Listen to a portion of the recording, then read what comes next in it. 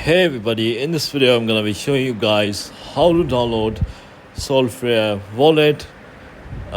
It's a Solana wallet on iOS. So before we get started, I just want you guys to like this video and subscribe to our YouTube channel for more amazing helpful content like this. With that all being said, let's get started with today's video. So since you are on an iOS device, just go to the iOS App Store, and here you just have to search for Solflare like this. Solflare Solana wallet. Just select the second search result like this, and then just click on Solflare Solana wallet, and then just click on get, and it will start downloading Solflare Solana wallet. Just confirm with your side button with your passcode, Face ID, whatever you have set up, and this is how you download Solflare Solana wallet. So if you found this video to be helpful, guys, then thanks for watching, and I'll see you in the next video very soon. Peace.